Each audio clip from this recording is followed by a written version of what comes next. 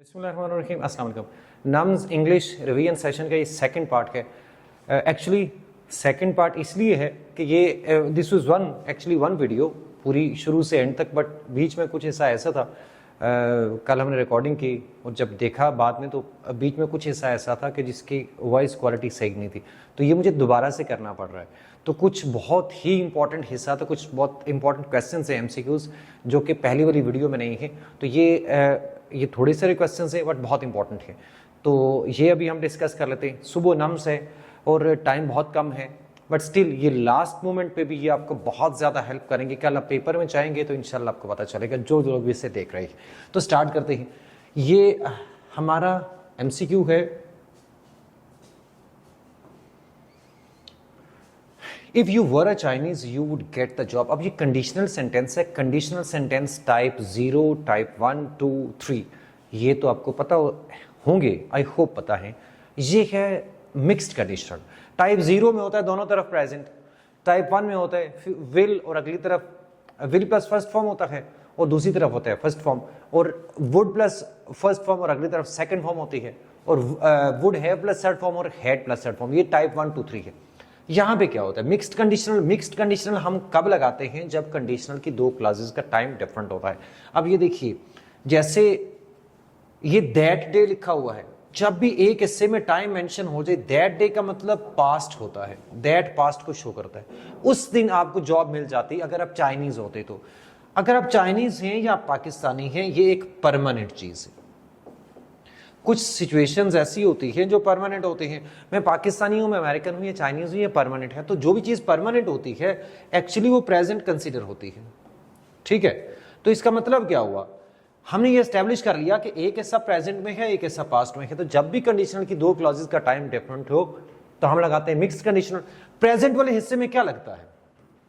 Present वाले हिस्से में लगता है टाइप 2, और जो पास्ट वाला हिस्सा होता है उसमें क्या लगता है? उसमें लगता है टाइप 3। ये दो को मिक्स करते हैं हम मिक्स कंडीशनल में, टाइप 2 और टाइप 3 को। तो ये हिस्सा प्रेजेंट में है, ये टाइप 2 में होगा, अगले वाला टाइप 3 में। If you were a Chinese you would have got the job, ये सही होगा। नेक्स्ट MCQ आपका है, by the time he arrives all the guests. By the time के साथ आपको सबसे इंपॉर्टेंट बात ये याद रखनी है कि इधर वाले हिस्से में तो हम लगाते हैं यानी इंडेफिनिट टेंस ही लगता है। बाय द टाइम के पहले हिस्से, बाय द टाइम वाली अपनी क्लॉज में इंडेफिनिट लगता है। इधर आपको क्या लगाना है? इधर आपको फ्यूचर इंडेफिनिट तो बिल्कुल भी नहीं लगाना, यानी इसको स्ट्रेट अवे निकाल दें। बाकी फ्यूचर के 3 टेंसेस में कोई भी लग सकता है अकॉर्डिंग टू सिचुएशन, उसके अकॉर्डिंग सेंटेंस में क्या दिया हुआ। फ्यूचर कॉन्टिन्यूस लग सकता है, फ्यूचर परफेक्ट भी लग सकता है, फ्यूचर परफेक्ट कॉन्टिन्यूस भी लग सकता है, ठीक है। तो अभी यहाँ पे क्या लगेगा? यहाँ पे तो ये वुड वाले ऑप्शन तो वैसे ही निकल जाते हैं, तो आपका विल। बाय द टाइम वाले में आगे वुड नहीं आता, विल ही आएगा। तो ये वाला ऑप्शन आपका कौन सा बच गया? चार्ली वाला। By the time he arrives all the guest will have left, ये होगा फ्यूचर परफेक्ट। आई विश आपका शो करता है अनरियल को, ये है पास्ट सब्जंक्टिव, ठीक है। पास्ट सब्जंक्टिव बेसिकली क्या होता है? Unreal present. Unreal, I wish का मतलब हुआ आई विश है, या और भी कुछ वर्ड्स हैं जो अनरियल को शो करते हैं। कौन कौन से हैं? आई विश है, वुड दैट है, इफ ओनली है, इफ है, और उसके अलावा आपका वुड रादर है, एज इफ, एज ओनली है, इट्स हाई टाइम दैट। इन सारे वर्ड्स ये अनरियल होते हैं। अब अगर इनके साथ अनरियल, हम अनरियल प्रेजेंट की बात कर रहे हूं, अनरियल के साथ आपको दूसरी चीज क्या देखनी है? टाइम देखना है। अब यहां पे आ गया अनरियल, क्या टाइम है या नहीं है? दिस सिचुएशन का मतलब है प्रेजेंट, दिस प्रेजेंट को शो करता है, ठीक है। तो ये अनरियल प्रेजेंट है। अनरियल प्रेजेंट दो तरह से हो सकता है, यही सारे वर्ड्स पास्ट के लिए भी हो सकते हैं, अनरियल पास्ट के लिए और अनरियल प्रेजेंट के लिए भी। अनरियल प्रेजेंट हो तो आप लगाएंगे सेकंड फॉर्म, अनरियल प्रेजेंट। यानी इन सारे वर्ड्स के साथ अगर आपका टाइम प्रेजेंट का है तो आप लगाएंगे V2 लगाएंगे या वर लगाएंगे, और अगर अनरियल पास्ट है तो फिर हम क्या लगाते हैं? अनरियल पास्ट है तो हम लगाते हैं हैड प्लस थर्ड फॉर्म। ये है आपका बेसिकली, ये आपके सब, ये है परफेक्ट, ये पास्ट सब्जंक्टिव है, ये पास्ट परफेक्ट सब्जंक्टिव है, ठीक है। तो और ये टाइप 2 है, ये टाइप 3 है, सारे इसी के अंदर आते हैं। तो I wish, would that, would rather, as if as though के साथ आपको ये देखना है कि टाइम कौन सा है। यहां प्रेजेंट है तो हम सेकंड फॉर्म लगाएंगे, कौन सा लगेगा, कुड लगेगा, कैन नहीं आ सकता, मस्ट भी नहीं आ सकता, शुड तो इस सिचुएशन में बनता ही नहीं है। Next one, it's about time that, it's time that, it's high time that, it's about time that के साथ सेकंड फॉर्म लगती है, ये पास्ट सब्जेक्टिव है। इफ ओनली अगेन ये आ गया अनरियल, अब कौन सा है, यस्टरडे, अनरियल ये पास्ट हो गया, तो अनरियल पास्ट होगा तो हम लगाएंगे had plus third form. Next one, she got her brother, ये आपका है कॉजेटिव। जब भी गेट के बाद आपका, गेट के बाद डूअर आता है ना, गेट प्लस डूअर, तो हम क्या करते हैं, हम लगाते हैं 2 + V1। ये जो सबसे इंपॉर्टेंट रूल है गेट वाला, ये याद रखिए। मेक हैव लेट के बाद डूअर आए तो बेयर इंफिनिटिव लगता है, गेट के बाद आए तो टू लगता है। और अगर गेट या हैव के बाद नॉन डूअर आए, गेट या हैव दोनों के बाद प्लस नॉन डूअर, तो उस सूरत में हम क्या करते हैं, फिर हम लगाते हैं V3। तो ये क्या ब्रदर इस हेल्प करने वाले का डूअर है या नहीं है, brother. She got her brother help her with the project, उसने अपने भाई से मदद करवाई अपने प्रोजेक्ट में, तो भाई मदद करने वाला है, डूअर हो गया। तो ये डूअर हो गया तो हम क्या लगाएंगे, 2 + V1, टू हेल्प होगा, ये वाला option. Next one, we had the documents, अब हमने डॉक्यूमेंट्स को क्या करवाया, टेस्ट करवाया, डॉक्यूमेंट्स डूअर है या नॉन डूअर है, ये नॉन डूअर है। साइन डॉक्यूमेंट्स ने खुद नहीं करना होता, कोई और बंदा साइन करता है। तो जब भी हैव के बाद डूअर आता है, गेट या हैव के बाद डूअर आता है तो हम थर्ड फॉर्म लगाते हैं, सॉरी नॉन डूअर आता है तो हम थर्ड फॉर्म लगाते हैं, तो साइंड होगा। ठीक है, ये बंदे और चीज वाला कॉन्सेप्ट ना रखिएगा जहन में कि बंदा आएगा तो हम ये लगाएंगे, और चीज है, कोई पर्सन होगा तो हम बेयर इंफिनिटिव या टू लगाते हैं, और कोई चीज होती है तो हम थर्ड फॉर्म, ऐसे नहीं होता। डूअर नॉन डूअर का कॉन्सेप्ट जहन में रखें, वो गलत है। She is smarter of all the girls, ये इंपॉर्टेंट है, मैं ब्रीफली समझाऊंगा, लेकिन हर एक के अंदर कोई ना कोई रूल है। अच्छा, जब भी हम ऑफ ऑल की बात करते हैं तो हम स्मार्टेस्ट लगाते हैं, सुपरलेटिव डिग्री, तो यहां स्मार्टर लगा हुआ है।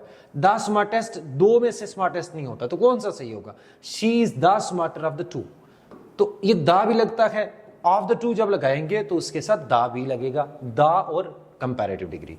Next one, Mount Everest is higher than any other mountain in the world, Mount Everest किसी और माउंटेन से दुनिया में बुलंद है, ये बात सही है क्या। हम अब सवाल यहां पे ये देखना है, क्या एनी अदर लगाना चाहिए, नहीं लगाना चाहिए।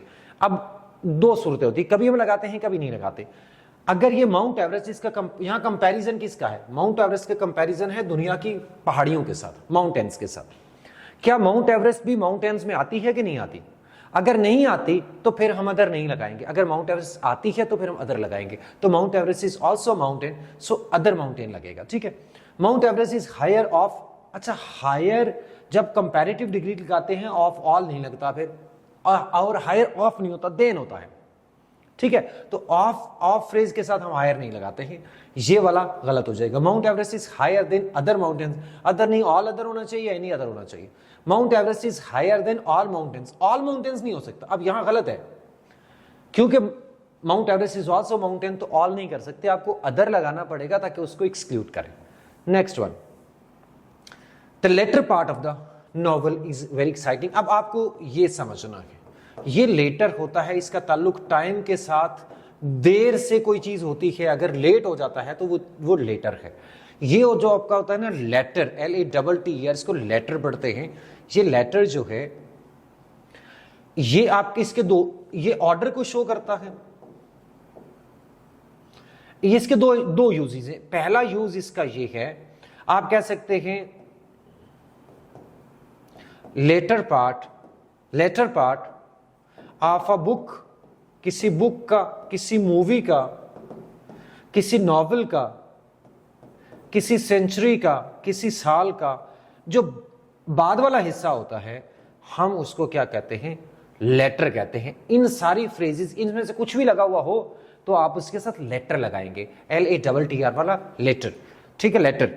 और इसके अलावा एक यूज एक है, दूसरा यूज एक है सेकंड ऑफ द टू। अगर आप दो चीजों को मेंशन कर रहे हैं तो दो में से जिसका बाद में मेंशन होता है वो लेटर होता है। ठीक है, तो ये इससे होता है। तो later part of the novel नहीं होगा, ये लेटर होना चाहिए। Between tea and coffee, I prefer later नहीं। अब ये दो की बात है, टी और कॉफी में से मुझे सेकंड वाली पसंद है, तो डबल टी वाला होना चाहिए। The latter part of the novel is very exciting, ये सही है। शी अराइव्ड लेटर नहीं, या देर से आने की बात हो रही है तो सिंगल टी होना चाहिए।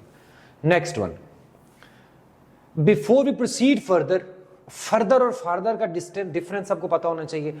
फार्दर हम लगाते हैं फिजिकल डिस्टेंस के लिए, ये वाला फिजिकल डिस्टेंस, और फिजिकल डिस्टेंस की हम जब भी बात करेंगे तो फार्दर लगेगा। फर्दर लगता है दो चीजों के लिए, एक आता है एडिशनल, दूसरी चीज क्या आती है, दूसरा है एब्स्ट्रैक्ट डिस्टेंस के लिए, आगे बढ़ने से पहले। अब हमें टर्म्स एग्रीमेंट के फाइनल करनी है, तो आगे बढ़ना है, हमने क्या फिजिकली आगे बढ़ना है, नहीं, ये एब्स्ट्रैक्ट डिस्टेंस है, तो फर्दर लगेगा, ये वाला सही है। दिस प्लान रिक्वायर्स फार्दर नहीं, एडिशनल फर्दर डिस्कशन है। Karachi is further from, physical distance की बात है, फार्दर होना चाहिए, वी नीड फार्दर डिटेल्स, नहीं फर्दर होना चाहिए, तो अल्फा सही है। Next one, of physics chemistry and biology, मैंने आपको कहा था लेटर हम लगाते हैं दो में से बाद वाला, तो ये तीन में से बाद वाला होगा, तो इसके लिए लास्ट लगता है। ये एक दो और ये एक दो और तीन, ये तीन चीजें है ना, तो दो के लिए लगता है later. Next one, he is elder older than, अच्छा यहां पे एल्डर नहीं ओल्डर होगा, बेशक अपने बहन भाइयों की बात करें, एल्डर हम कब लगाते हैं, एक बात सिर्फ याद रख लें, एल्डर के साथ हमेशा हमेशा आपको फौरन बाद एक नाउन लगाना है। एल्डर एक इसको हम कहते हैं एट्रीब्यूटिव ओनली एडजेक्टिव है, जो हमेशा नाउन से पहले ही इस्तेमाल हो सकता है, किसी और पोजीशन पर नहीं होता। So is older than he sister होगा। नियरेस्ट और नेक्स्ट का क्या है, नियरेस्ट होता है डिस्टेंस में शॉर्टेस्ट डिस्टेंस पे जो चीज हो नियरेस्ट होती है। नेक्स्ट होता है ऑर्डर, नेक्स्ट आपका किसको शो करता है, सीक्वेंस को शो करता है या ऑर्डर को शो करता है। साथ वाला, मेरे घर के बिल्कुल साथ वाला घर मेरा नेक्स्ट घर है, ठीक है, तो यहां पे अब क्या होगा, आपको ध्यान से देखना है, किसी जगह पे नेक्स्ट नियरेस्ट दोनों सही हो सकते हैं, लेकिन आपको जो आएगा वहां पे ऑब्वियसली एक चूज करना होगा। This is the nearest post office, next नहीं होगा, नियरेस्ट है। My friend lives in the house, कौन से वाले हाउस में, नेक्स्ट हाउस में, साथ वाले घर में। मैं ये कहना चाह रहा हूं मेरा दोस्त साथ वाले घर में रहता है, तो नेक्स्ट हाउस होगा, नियरेस्ट नहीं होगा। ही इज पुअर, अच्छा लिटिल, आ लिटिल और दा लिटिल, फ्यू आ फ्यू, दा फ्यू का डिफरेंस आपको समझना है। एक तो आपको एक्सपेक्टेशन या नीड को समझना है, नंबर वन दो चीजें हैं, उसके बाद मैं आपको जल्दी से एमसीक्यूज करा दूंगा। एक्सपेक्टेशन या नीड, आपकी जरूरत पूरी हो रही है या नहीं हो रही, एक आपको ये देखना है। दूसरी बात आपको ये देखनी है कि कॉन्टेक्स्ट क्या है। तीसरी बात आपको ये देखनी है क्या एम्फेसिस है किसी चीज की कमी के ऊपर। अच्छा, जब भी एक्सपेक्टेशन या नीड की हम बात करेंगे, अगर आपकी जरूरत पूरी हो रही है तो वो आ लिटिल या आ फ्यू है, कोई भी चीज। जैसे मुझे एक चीज खरीदनी है 50 रुपए की, मेरे पास 100 रुपया है, तो वो 100 rupees is a little amount, I can buy that thing, वो मेरी खरीद सकूंगा मैं, तो मेरे लिए वो आ लिटिल हो जाएगा।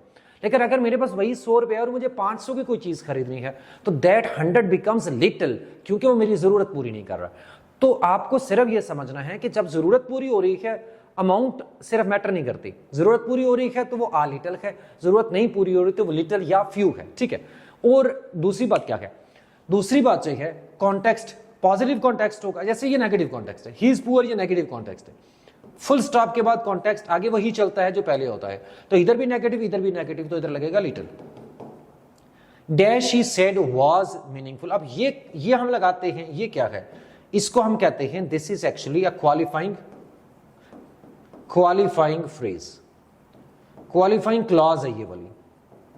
जब भी एक नाउन के बाद क्वालिफाइंग क्लॉज लग जाए तो उससे पहले हम द लिटिल लगाते हैं, और नाउन के बगैर भी होगा क्वालिफाइंग क्लॉज लगी हुई है। The little that he said was very meaningful, the little होगा, क्योंकि दैट ही सेड बेसिकली ये क्या है, रिलेटिव क्लॉज है, क्वालिफाइंग क्लॉज है। जैसे मैं कहता हूं the little money I have, the little hope she gave me, the little effort he did, तो ये द लिटिल क्यों लगता है, क्योंकि इन सब के बाद हमें क्वालिफाइंग क्लॉज लगा रहे हैं, ठीक है।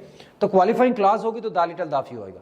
I did not perform well, negative context, तो इधर भी क्या आएगा, लिटिल आएगा, इधर भी नेगेटिव होगा तो लिटिल आएगा। वाइज मेन स्पीक, अब ये एम्फेसिस की एग्जांपल है, यहां पे भी लिटिल आएगा, क्यों, अक्लमंद लोग कम बोलते हैं, अब एम्फेसिस ही हमारा इसी बात के ऊपर है, कमी के ऊपर, ठीक है, तो ये समझना है आपको।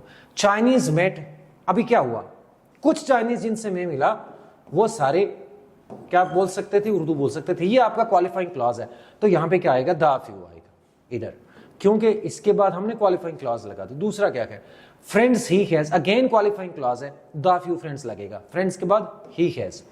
आई हैव डैश क्वेश्चन, जब कोई कॉन्टेक्स्ट भी नहीं है तो वो पॉजिटिव कॉन्टेक्स्ट होता है, कुछ भी नहीं दिया हुआ तो आप आ फ्यू लगाएंगे, फ्यू या लिटल नहीं लगा सकते, आ फ्यू या आ लिटल होगा। Dash people can keep a secret, यहां एम्फेसिस है इस बात के ऊपर, बहुत कम लोग होते हैं जो कि सीक्रेट रख सकते हैं, तो हम फ्यू लगाएंगे।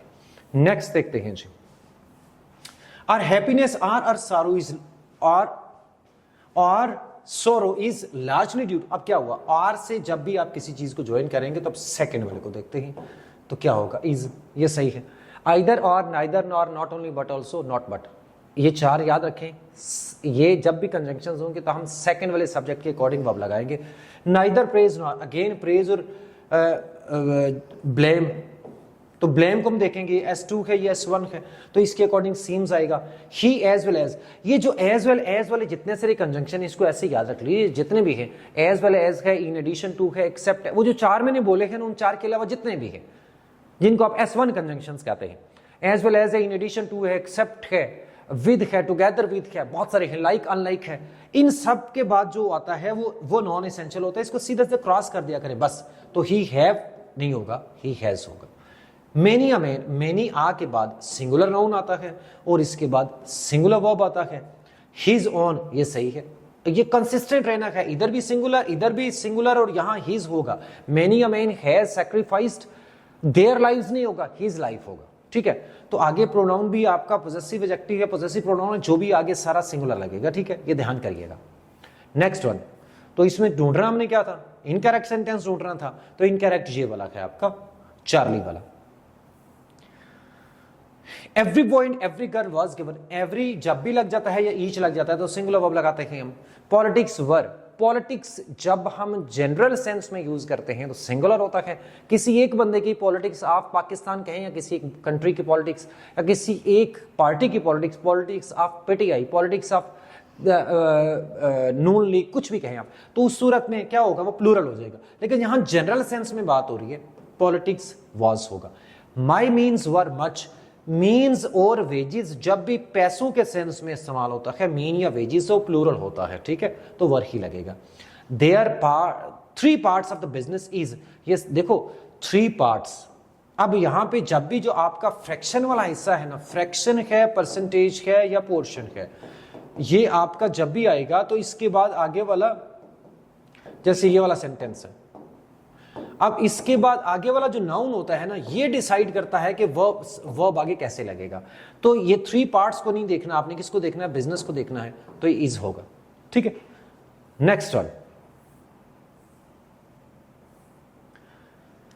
The Chronicles of Narnia are widely considered a classical, Chronicles of Narnia, अब ये देखिए ये सी कैपिटल है और एन कैपिटल है, कभी कभी ये प्रॉपर नाउन होता है जिसका आपको मीनिंग नहीं पता होता, आप समझते हैं ये प्लूरल है, आप क्रॉनिकल्स को देख के आपको लगेगा प्लूरल है, नहीं, ये किसी बुक का नाम हो सकता है, किसी नॉवल का हो सकता है, किसी टेलीविजन ड्रामा का हो सकता है, सीरीज का हो सकता है, आपको पता हो सकता है, आपको ना पता हो।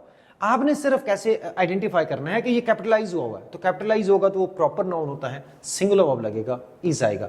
None but fools have, none के साथ ये बट, तो बट फूल्स को नहीं देखेंगे हम, नन के साथ लगाएंगे। यहां पे देखिए बट जो है, यहां पे बट आपका क्या है, बट आपका प्रेपोजिशन है। जब भी बट आपका एक्सेप्ट के इक्वल होता है तो ये प्रेपोजिशन होती है, तो प्रेपोजिशन वाली फ्रेज को हम इग्नोर कर देते हैं, इसके अकॉर्डिंग लगेगा। तो नन हैज होगा या नन हैव होगा, तो नन के साथ वैसे हम दोनों वर्ब्स लगाते हैं, प्लूरल भी लगाते हैं, सिंगुलर भी लगाते हैं, या प्लूरल लगा हो तो ये ठीक है, गलत नहीं है। Many a man have sacrifice their lives for this cause, तो मेनी अ मैन सही है, हैव नहीं होगा, हैज होगा, और देयर भी नहीं होगा, हिज होगा, ठीक है, ऐसे लगाते हैं। द स्टूडेंट्स ईच, अच्छा ईच और एवरी के साथ वैसे सिंगुलर वर्ब लगता है, लेकिन इस तरह से जब एक प्लूरल नाउन या प्रोनाउन के बाद आप ईच या एवरी लगाएंगे तो ये सब्जेक्ट नहीं होता, सब्जेक्ट ये है, तो इसके अकॉर्डिंग वर ही लगेगा, ये आपको पता होना चाहिए। Under the shades of the tree was resting a खेमर, अच्छा अब आपको दो बातें याद रखनी है, बहुत इंपॉर्टेंट है, ये अग्रीमेंट का क्वेश्चन है। जो आपका हेयर, कोई सेंटेंस आपका हेयर से शुरू हो रहा हो या देयर से शुरू हो रहा हो, या प्रेपोजिशनल फ्रेज हो और इन्वर्जन हो रही हो, प्रेपोजिशनल फ्रेज के साथ, इन्वर्जन का मतलब है प्रेपोजिशनल फ्रेज प्लस आगे वर्ब आ जाए, तो ऐसी सूरत में आपने क्या करना है, इसको हम कहते हैं, ऐसी सूरत में हम करते हैं रिवर्स एग्रीमेंट। रिवर्स एग्रीमेंट का मतलब ये है कि आपको जो सब्जेक्ट होता है वो वर्ब के आगे होता है बाद में। जैसे यहाँ under the shades of the trees, और यहाँ पे आ गया वॉज। अब वॉज रेस्टिंग या वर रेस्टिंग, क्या होगा, सब्जेक्ट इधर है, इधर से देखना है हमें, उधर से नहीं देखना। A camel man and his camels was नहीं होगा, क्या होगा, वर रेस्टिंग होगा। ठीक है, all he owned were a few. अच्छा, ये वाला है क्लेफ्ट क्लॉज। ऑल और व्हाट वाली जो क्लेफ्ट क्लॉजेज है ना, उनके साथ हम क्या लगाते हैं। अब क्लेफ्ट क्लॉज क्या है, इधर टाइम नहीं है कि मैं आपको पढ़ाऊं, लेकिन क्लेफ्ट क्लॉजेज ऑल या व्हाट वाली, इनके साथ हम लगाते हैं सिंगुलर वर्ब।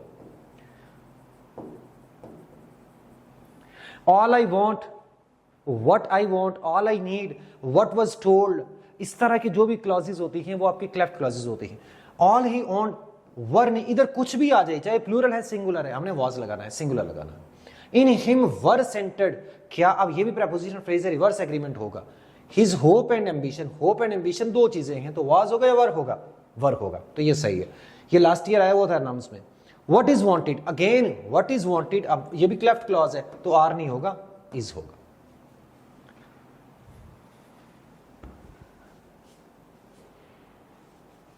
मैं क्या कह, this is my uncle the mayor's office. अब ये अपोस्ट्रोफी का केस है, अपोस्ट्रोफी कैसे लगानी है, देखिए इसके मुख्तलिफ रूल्स है अपोस्ट्रोफी के। एक रूल ये है कि जब आपका, आप ये अंकल है और ये आपकी है, क्या कौन से वाली फ्रेज, इसको हम कहते हैं ये पॉजिटिव है। जैसे हम कहते हैं बाबर माई ब्रदर, तो अब ये क्या है, ये अगले वाला हिस्सा है, पॉजिटिव फ्रेज है। तो अब पॉजिटिव फ्रेज में अगर आपको अपोस्ट्रोफी लगानी हो, पोजेशन शो करनी है, तो आप इसके साथ लगाएंगे या इसके साथ लगाएंगे या दोनों के साथ लगाएंगे, ये सवाल है। तो रूल ये है कि हमें सेकंड के साथ लगानी है, पॉजिटिव के साथ, यहां पे लगाएंगे, ये वाला सही है।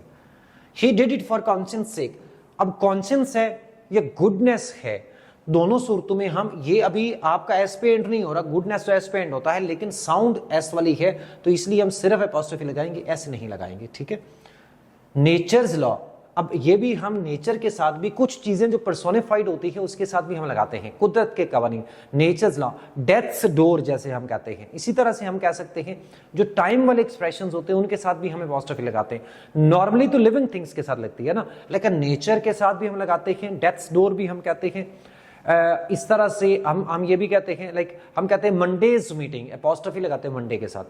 अ डेज, अ वीक्स वर्क, अ डेज लीव, ऐसे हम लगाते हैं, ये आपको याद रखना है। ठीक है, द हस्बैंड एंड वाइफ्स, ये वाला कौन सा केस है अपोस्ट्रोफी के, कौन सा रूल है कि दो बंदों की पोजेशन शो अप कर रहे हैं, तो क्या आपको दोनों के साथ लगाना है या इसके साथ लगाना है, ये आपका डिपेंड करता है कि क्या ये जॉइंट पोजेशन है या इंडिविजुअल पोजेशन है। तो ये आपका केस है जॉइंट पोजेशन का। जॉइंट पोजेशन क्या होती है, ये जो ट्रिप था, क्या ये दोनों का अलग अलग ट्रिप था या दोनों का कंबाइंड ट्रिप था। तो यहां हमें सेंटेंस देख के हमें समझ आ जाएगी कि क्या ये जॉइंट पोजेशन है या इंडिविजुअल है। तो यहां हस्बैंड एंड वाइफ हमें नजर आ रहा है कि जॉइंट पोजेशन है, जॉइंट पोजेशन में हम लगाते हैं सेकंड वाले के साथ। इंडिविजुअल हो तो दोनों का अपना अपना अपोस्ट्रोफी होगा, ट्रिप अपना अपना है तो अपोस्ट्रोफी भी अपना अपना। ठीक हो गया। Next one, I am not one of those who believe everything I hear. अब ये आपको बहुत ध्यान करना है, ये रिलेटिव क्लॉज है, हु बिलीव एवरीथिंग। अच्छा, अब ये इसको किसके अकॉर्डिंग करेंगे, एंटीसीडेंट के अकॉर्डिंग। तो दोज हु बिलीव, ये दोज इसके अकॉर्डिंग, अब ये भी इसी के अकॉर्डिंग होगा। I am not one of those who believe everything they hear होगा, आई नहीं होगा। ठीक है, ये वह भी इसके अकॉर्डिंग है, ये दे भी इसी के अकॉर्डिंग होगा। Each of the scholars have, each of के बाद हम सिंगुलर वर्ब लगाते हैं। There are many whom we know quite well are honest. अच्छा, ये आपको ये देखना है, ये जो होम है या हु है, ये चॉइस इंपॉर्टेंट है, इसको ध्यान से समझना है आपको। देखिए आप कैसे आप करेंगे डिसाइड तो कौन सा वाला सही है। देखिए आपको ये देखना है, are honest, we know quite well. अब ये वाला आपको ये देखना है कि जिसकी बात हो रही है, क्या इस अगले हिस्से का वो सब्जेक्ट है या ऑब्जेक्ट। सब्जेक्ट के लिए हम लगाते हैं हु और ऑब्जेक्ट के लिए हम लगाते हैं क्या, होम। एक तो ये बात है, लेकिन कभी ऐसे होगा आप इस तरह से आइडेंटिफाई करना आपके लिए मुश्किल हो जाएगा। आपको ये करना है कि आप इससे दो सेंटेंसेस बनाइए। इन दो की भी एग्जांपल से हम कर सकते हैं। आपने दो सेंटेंसेस बनाने हैं, इसके दो सेंटेंसेस बनाने। दो सेंटेंसेस बनाएंगे तो आपको कंप्लीट करने के लिए या आप लगेगा आई, या लगेगा मी, या लगेगा ही, या लगेगा हिम। डिपेंड करता है कि उसका सब्जेक्ट क्या है। दे देम, यानी या वो ऑब्जेक्टिव केस से कंप्लीट होगा या सब्जेक्टिव केस से कंप्लीट होगा। मैं सेंटेंस बना के समझाता हूं कैसे दो सेंटेंसेस बनते हैं। देयर आर मेनी, बहुत सारे लोग हैं, एक सेंटेंस यहां तक बन गया। We know quite well they are honest या देम आर ऑनेस्ट। अब मेनी है ना, ज्यादा लोगों की बात है, हमें पता है कि वो क्या है, दे आर ऑनेस्ट। अच्छा, वी नो को बेशक आप वी नो क्वाइट वेल इसको आप हटा दें, दे थॉट को हटा दें। यानी इस तरह से जब होता है ना, जैसे यहां लिखा हुआ है वी नो, या I believe, I consider, he thinks, he thought, इस तरह से जब आता है तो ये आपको कंफ्यूज करने के लिए होता है, इसी से कंफ्यूजन होती है। आप इसको हटा के दो सेंटेंसेस बनाइए। There are many, they are honest या them are honest. There are many people, they are honest होगा ना, तो दे के साथ कंप्लीट हो रहा है, ये दे के साथ हो रहा है। दूसरे वाले को देखिए, I was the man, I was dead होगा या मी वॉज डेड होगा, क्या बनेगा? I was the man, they thought I was dead, they thought me was dead. Obviously I was dead होगा अगर हम दो सेंटेंसेस बनाएंगे। तो दोनों आपके कंप्लीट हो रहे हैं किसके साथ? सब्जेक्टिव केस के साथ। तो सब्जेक्टिव केस के साथ अगर कंप्लीट हो रहे हो तो आप हु लगाइए, अगर ऑब्जेक्टिव के साथ कंप्लीट हो रहे हो तो आप होम लगाइए। ठीक है, ये होता है। नेक्स्ट वन, तो दोनों में आपका क्या लगेगा? इधर हु होना चाहिए, ये वाला गलत है, दोनों में हु लगेगा। What an awful weather, what a great, ये आपका रूल है जो आपके अनकाउंटेबल नाउन से, हमें अनकाउंटेबल नाउन के साथ आज या एन नहीं लगाना, हमें इनके साथ ईच एवरी भी नहीं लगाना, ये बात याद रखिए। जो अनकाउंटेबल नाउन होते हैं, तो वेदर भी अनकाउंटेबल है, एन ऑफुल वेदर नहीं होता। What a great news, a great news नहीं होता, व्हाट ग्रेट न्यूज होता है, आ नहीं लग सकता, अनकाउंटेबल है। व्हाट ब्यूटीफुल सीनरी दुरुस्त है, एवरी इंफॉर्मेशन नहीं आ सकता, इंफॉर्मेशन अनकाउंटेबल है। तो ये आपको समझना है। She is one of the best mothers that dash ever lived, that has a have। अच्छा, ये one of के बाद अब ये देखिए that आपका है relative pronoun, तो ये mothers के अकॉर्डिंग यहाँ पे हम have लगाएंगे। relative pronoun जब आता है तो हम antecedent के अकॉर्डिंग verb लगाते हैं, unless के इधर only one of लिखा हुआ हो। अगर only one of होगा तो फिर हम आगे singular verb लगाएंगे, अगर नहीं है तो antecedent के अकॉर्डिंग लगाएंगे। Next one, all but me trusted him, ये प्रोनाउन के केसेस है। ऑल बट मी होगा या ऑल बट आई होगा, ये वाला सही है। ये बट आपका है एक्सेप्ट के इक्वल, और ये है प्रेपोजिशन। तो जब भी प्रेपोजिशन आती है आपको याद रखना है, सब्जेक्टिव केस हम कहां पे लगाते हैं? दो बातें याद रख लें। सब्जेक्टिव केस हम लगाते हैं बिफोर वर्ब नंबर 1, और नंबर 2 हम लगाते हैं क्या? After to be. To be का मतलब है इज एम आर, जैसे इट इज आई होता है। और ऑब्जेक्टिव केस हम कहां पे लगाते हैं? ऑब्जेक्टिव जो होता है वो हम दो जगह पे, तीन जगह पे लगाते हैं। ऑब्जेक्टिव हम लगाते हैं ऑब्जेक्टिव केस किसके बाद? ये इंपॉर्टेंट है, आफ्टर वर्ब, प्रेपोजिशन और लेट, तीन चीजों के बाद। ठीक है, ऑब्जेक्टिव केस आएगा। सो ये प्रेपोजिशन है, इसके बाद मी आएगा। Leave Hasan, Hasan and I नहीं, हसन एंड मी होगा। क्यों? लीव आपका वर्ब है, तो वर्ब के बाद हमने अभी देखा कि वर्ब के बाद ऑब्जेक्टिव केस लगता है। It is not us, is के बाद हम क्या लगाते हैं? टू बी के बाद सब्जेक्टिव केस लगाना है, अभी हमने देखा इधर after to be. It is I who has, अभी रिलेटिव प्रोनाउन है तो इसके अकॉर्डिंग हैज नहीं, हैव होना चाहिए। नेक्स्ट वन,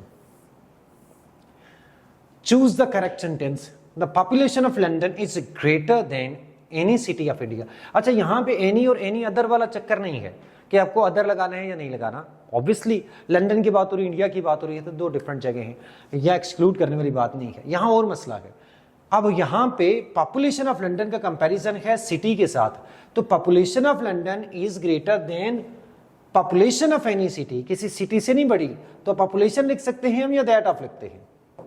तो population of London is greater than that of any city in India, क्यों लगेगा? ठीक है। Next one, the instructions were written not verbal. अच्छा, वर्बल नहीं होता, ओरल होता है। मैं कहता हूं ये रिटन ऑर्डर्स नहीं है, ये ओरल ऑर्डर्स है। जब आप बोल के कोई चीज बताते हैं तो वो ओरल होती है, वर्बल नहीं। वर्बल तो उसका मतलब इसके अंदर वर्ड्स हैं, तो वर्बल नहीं होगा। हम गलती से ओरल की जगह वर्बल लिखते हैं, तो रिटन है, वर्बल है। ठीक है। He has a lighter touch than any other musician. उसका जो टच है इंस्ट्रूमेंट्स के ऊपर वो किसी भी म्यूजिशियन से ज्यादा लाइट है, हल्का है, यानी अच्छे लाइटर टच ये होता है म्यूजिशियंस की लैंग्वेज में, इसको बोलते हैं ऐसा। अच्छा, तो एनी अदर म्यूजिशियन, ऑब्वियसली वो खुद भी म्यूजिशियन है, अगर वो म्यूजिकल इंस्ट्रूमेंट प्ले कर रहा है तो अदर भी लगेगा, ये वाला सेंटेंस सही है। He is wise than any man living गलत है, wise than any man living नहीं हो सकता, उसका कंपैरिजन तमाम लोगों के साथ है, जिंदा लोगों के साथ, तो तमाम जिंदा लोगों में वो खुद भी आ जाएगा, इसीलिए वो वाइज है, वो जिंदा है, वाइज है। तो ही इज आप लिखते हैं तो इसका मतलब है जिंदा है, तो he is wise than any man नहीं, उसको एक्सक्लूड करो, एनी अदर लगाओ। Sarah is the bravest of all other girls, the bravest of all के बाद फिर अदर नहीं लगता, अदर एनी अदर या ऑल अदर लगता है जब कंपैरेटिव डिग्री लगती है, देन लगता है, ऑफ के साथ हम फिर ये नहीं लगाते हैं अदर, ठीक है। सो सारा is the bravest of all girls होगा, ऑल अदर गर्ल्स नहीं होगा, ऑफ ऑल के साथ हम नहीं लगाते हैं, ठीक है।